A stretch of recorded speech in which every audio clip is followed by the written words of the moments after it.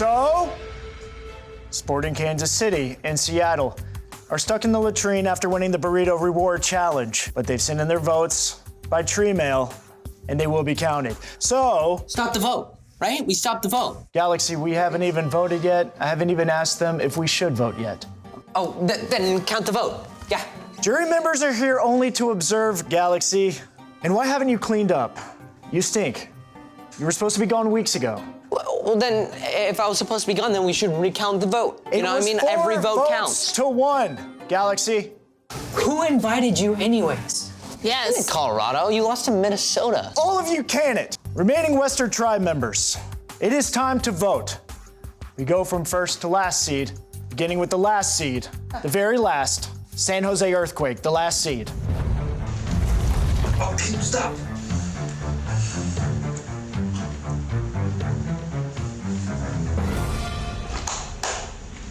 If anyone has a hidden immunity idol they would like to play, now is the time. Jeff? Now, jury members are here for observing. I already told Galaxy that. Do you have an observation? Yep, Carson FC Dallas suck. I outlasted you in a penalty shootout. Language, Portland, it's a family show. Pardon my French, Toast. Oh, because my name is Toast, great. Okay, outplay, outwit, outlast, Portland. That is the MLS Survivor hat trick. Does anyone have an immunity idol they would like to play? I think I found an immunity idol this morning foraging for berries, but it kind of reminded me of a Santeria idol that an ex left under my pillow when I told her we were gonna take a break. You know, so I had a rash for like a week after that, and I threw that in the fire, bro. Oh, wait. You had an idol and you got rid of it. I mean, it's burnt toast. Bang, bang. We're seriously wearing off my dimples. Okay, on that note, let's tally the votes. First vote. San Jose, don't you know? Are you serious, bro? I thought we had an alliance. Oh, geez, sorry, man. It's a competition, don't you know? Clearly that's Minnesota. Guys, the whole point of a booth is to be anonymous. Second vote. San Jose, sorry, little bro. Are you serious? Guys, again, clearly FC Dallas. Why do we even have a booth? Third vote. Danny Trejo? Hey, bro, that was a preemptive strike. I heard the next challenge was for Machete. I don't need that, bro. The reward challenge was for a machete, not the machete. Okay, that's 2 votes San Jose, 1 vote Danny Trejo, with 2 votes remaining. The 4th Western Tribe to leave Playoff Island is San Jose Earthquakes. Love Cheyenne. As you know, on MLS Survivor, ball is life. When your ball is kicked off the island, so were you. San Jose, bring me your ball. Sorry. Sorry, man. I'm sorry. Any last words? This is the 110 football show. Round 1 playoff edition. And it starts Right now!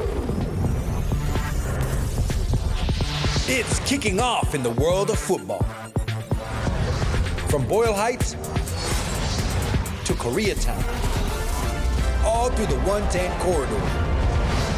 An LAFC fan show by 2 of their biggest fans. This is where true fans come to get their LAFC fix. So rally your crew and settle in. It's time for 110 football. He's got Morris inside and ahead of him, and Jordan Morris goes all the way through, and in all probability wins the game for the Seattle Sounders. It's the end of the MLS road in the playoffs for another season for LAFC. Well, that's it. That's the end of the road for LAFC in the 2020 MLS season. I mean, obviously it's not the way we would have wanted it to end, but it's ended. Sadly, to a 3-1 defeat against Seattle on Tuesday night. My first takeaway, mentality. You know, if you want to cement yourself as one of the best teams in MLS history, you have to bring your mentality of being one of the best teams in the regular season to the playoffs. Now, if you don't want to win the games, you're not going to win the playoff games. So, without further ado, I'll be handing it over to Vince and Jerry over on the other side of the studio to recap what went wrong on Tuesday night. Take it away, boys. Thanks, Connor.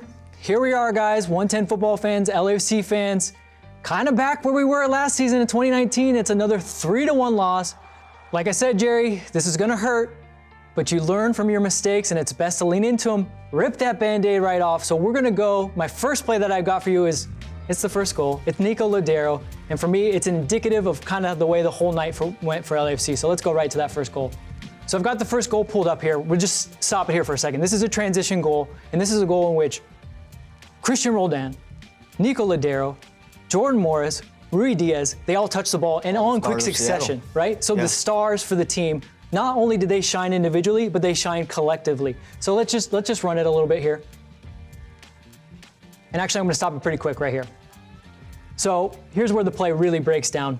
It's this second ball. Mark Anthony Kaye's not quick enough to the ball, but what really does it here is Christian Roldan from this second ball makes this run, and this is a hard and deep run. This is a type of run where maybe he gets the ball, but really what he's trying to do is attract eye lines of all these guys, making him think his intent is to get right into the center of the field, the most dangerous part of the field, right? Of course. So this guy's looking at him, this guy's looking at him, this guy, and so what does that do? That takes 4 players trying to hustle down and get one guy. Where's our guy? Nico Ladero is just gonna kind of ghost in here, and he's gonna take all that space, all that area created by that hard run. Again, sometimes runs, you do them just to create some space. So we'll pick it up again, and we'll kind of watch that play out. So look, there's the run. Look at the space that's being created. Look at the eye lines of all these defenders. And the eye lines are important because they're not covering anything. They're taking up space, basically. They're basically running back, trying to get into a dangerous area, trying to protect a dangerous area, but not necessarily actively defending. Yeah, Seattle is a good team who loves to take advantage of the other team's mistakes. And this right here, the transition was not up to par for LAFC. Not only that, but this pass right here, that shouldn't have gone all the way through. So Nico Ladero gets his goal, but I want to talk a little bit more about what he did to LAFC all night, how he tortured them. So here he is again. Here's the next play. It's a short little one, but it's pretty indicative, and it was recreatable by Seattle all night. So I'm gonna stop it right here. If we look at LAFC's lines, and I draw this for you, this is your midfield line. This is probably your back line, defensive line. This area right here, all this area. Nico Ladero's living large in this area, and he has all the time in the world.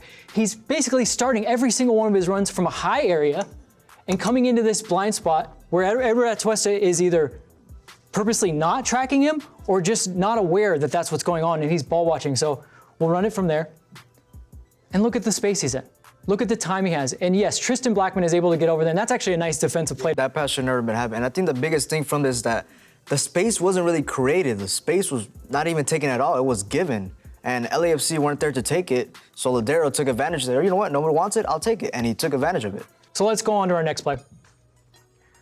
We talked a lot about what Seattle did to LAFC. This is basically talking about what LAFC failed at. In these moments, these 2 plays, back-to-back posts, LAFC is only 1-0 down. So let's stop it right here. Here's the problem. Every time LAFC tried to get in and around the ball to dictate play, to control play, to maybe even turn them over, I'm not even getting into really turning them over. I'm just talking about controlling what Seattle does. Or retention, yeah. They're always just a step late. Always a step late. So every step is them with their head up, them already picking out the play. They know where the next pass is gonna be, so let's run it from there. And look at that. They're in a tight area, yet still able to get the ball. And again, there's your pass. All the way across the ground, across the box. That pass can simply not happen. So we see it again. In a tight area, they're late to step, and then a chance created. And somehow it was still 1-0 after this sequence. This was in about a 2-minute sequence where they hit back-to-back posts. And there's that space that you were talking about, Ladero just taking advantage of it. It's just given. I think the biggest thing, especially on this play, is the miscommunication. There was a lot of that here. Very lucky right there that hit the post. Right here, you have 4 men on 1 guy. Nobody talked to say, oh, let me get one, and everyone spread out. Ladero takes that space, luckily hits the post. But at the same time, that play should have never happened. It shouldn't have been even started. So I'm gonna take us to our last play. This is really the killer. This is the 3rd goal. And once again, it's another moment of just insanity, not stepping, not knowing where your coverage is, not knowing what to do. and they're able to open you up because, again, when you step late, other guys have to step, so stop it. We've got Mohamed El Munir dropping, and basically in this play, his dropping then keeps onside Ruiz Diaz. Yep. Mistake 1. Now, if you're gonna keep him onside, you gotta close this distance. Yeah. Mistake 2. So really, he's in this play, but he's not. He's letting the play continue on, but he's not actively defending. He's, again, just kind of taking up space. So we run it from there and see what it does. So now Mohamed's out of the play. Eddie has to step in, opening up just, here's the red carpet, Jordan Morris, and Jordan Morris is gonna finish that. I mean, he's MVP level caliber player this season. And it's like we said again, Ladero able to create, float between the lines, their best players being the best players on the night, and them working both individually and collectively, and LAFC just really had no chance in this. Yeah, I completely agree with you. There's a lot of miscommunication on that one as well, and then pretty much by that time, LAFC, they're out of it. They're out of their heads in this match. Just pack it up and we'll work on the next season. Well, I think Jerry and I figured it out. We put it all together. Bob Bradley will probably take a good look at this for next. He's not touching this. I'll tell you what. In the team room, there's definitely going to be a breakdown, and it's going to be much longer and much harsher than what you and I just did. I'm going to throw it back to Connor. By the way, Connor, I came in to fire up the board today. Did you happen to see the picks that were on here? No, what's on the board? Well, I don't remember her doing this, but I guess Campbell made picks. And I mean, it's literally a perfect bracket. She's got Dallas beating Portland. She even did bonus picks and got all the upsets with New England and Nashville. Wow. What? It's 100% right. Well, I'll tell you what's going to happen now. Eli's got to come up to the board and do his picks, so he's got a lot of competition.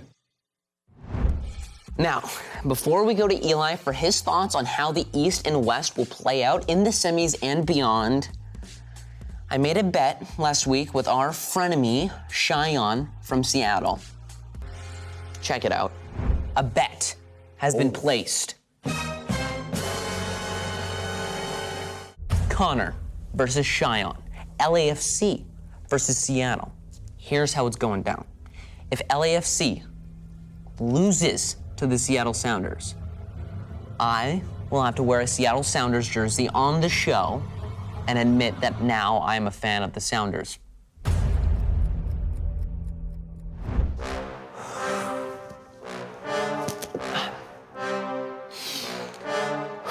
This is it.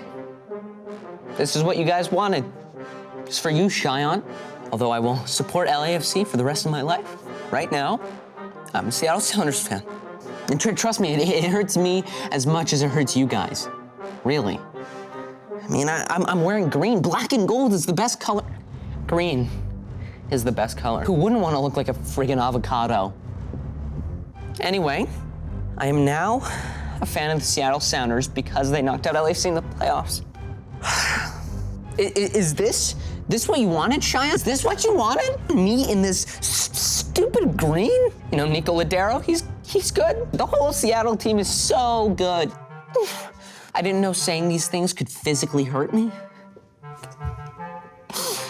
Until next season, I'm coming for you. I'm coming for you. You know, like, LAFC are gonna absolutely smack the Seattle Sounders. Wait.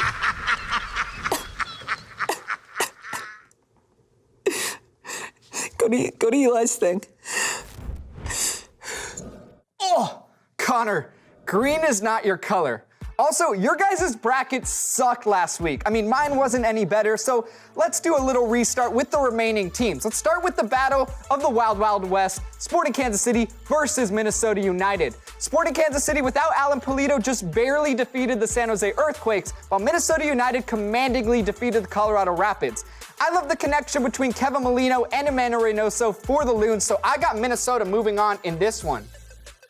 Then you got the rematch of last year's playoffs, the battle between FC Dallas and the Seattle Sounders. FC Dallas upset the Portland Timbers while Seattle just dominated LAFC. And after that match against the Black and Gold, I don't see anyone beating Seattle. Now this is an interesting one. You got the battle between the former Boca Juniors stars Emmanuel Reynoso and Nico Ladero. I think experience trumps the hype of Minnesota, and I got Seattle moving on once again to the MLS Cup. I know that's very predictable and very boring, but you know what won't be boring? The Eastern Conference. So let's go right to that. We start off at the top with the New England Revolution versus Orlando City SC. The Revs just upset the Supporter Shield champs Philadelphia Union 2-0, and Orlando just barely got past NYCFC. Orlando were my favorites to go to the MLS Cup in the Eastern Conference originally, but you know, with the momentum of the Revs, I gotta go with them here. They're just too nice right now. Then on the bottom, is this a Coldplay song? Because it is all yellow down there. The Columbus Crew versus Nashville SC. Columbus heading into the playoffs, they weren't so hot, but they did beat the New York Red Bulls 3-2, and Nashville out of nowhere upset Toronto FC. But it wasn't a pretty victory, so I am gonna go with Columbus here pretty handedly. Then in the Eastern Conference Finals, Columbus will be hosting this one, and they have been a great home team this season. But when Carlos Gil, Gustavo Bo, and Adam Buxa are on, I don't think many teams can beat the Revs. And you know what? Screw it. Let's put them in the championship against the Seattle Sounders. And there we are, the MLS Cup. I have the Seattle Sounders versus the New England Revolution. I don't like counting out Bruce Arena, but given the Revs' history, making it to 5 MLS Cups and never winning, I think history is going to repeat itself, especially with just how good the Sounders are. So your MLS champs are the Seattle Sounders. There you go, Cheyenne. The 110 Football Show and MLS Survivor is filmed on the 110 stages at XRM Studios in sunny Burbank, California.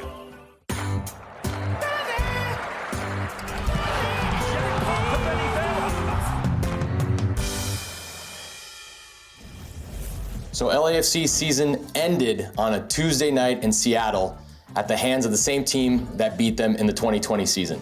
Unfortunately, there will be no more games this year, but there's a lot to look forward to for the 2021 season. So now for the keys to the 2021 season. First key will be Carlos Vela needs to get back to his 2019 form. Carlos, unfortunately, this year has had injuries and has not gotten fit enough to play at the same level that he played during his MVP season. Can he get back to that 2019 form? It will be critical for LAFC to get back to their 2019 form. Key number 2, get back to being a stingy defense. LAFC has always been great in the attacking side of the ball, but in this year, they forgot how to defend as well as they had in the 2019 season. They got rid of Walker Zimmerman through a trade to Nashville. They didn't re-sign some veterans such as Steven Beitashour, and some new players came in. They were never able to find that cohesive group that were solid in the back and didn't give up goals at the most inopportune times. Key number 3, can LAFC learn how to win the big game?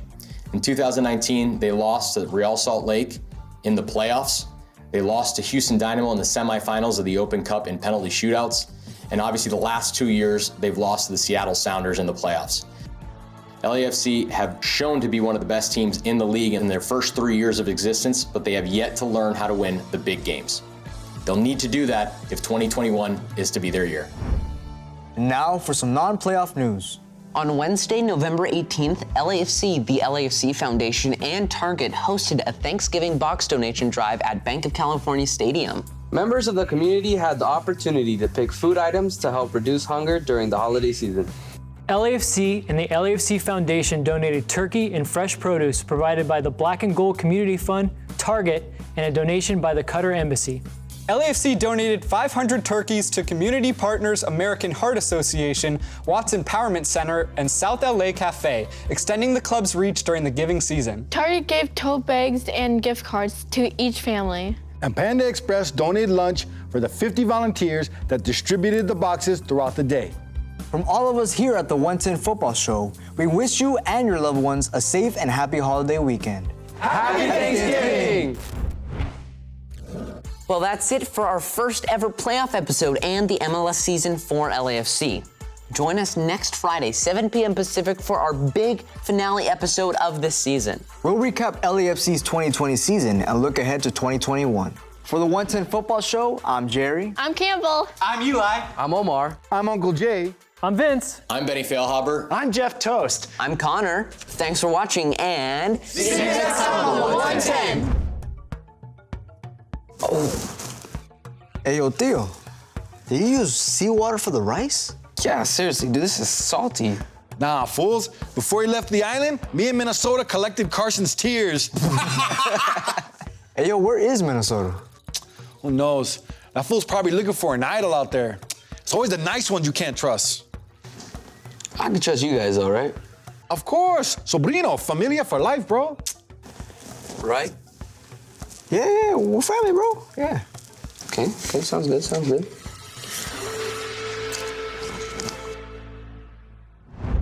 Yeah, I had a feeling I'd get blindsided, but I figured it would be LAFC and not FC Dallas in Minnesota.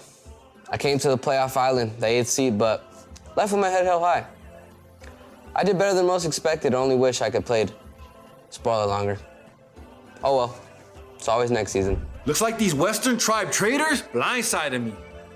All I can say is I came here expecting to win.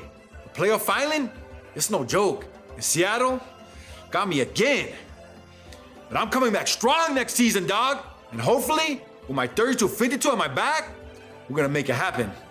In the meantime, peace out, fools.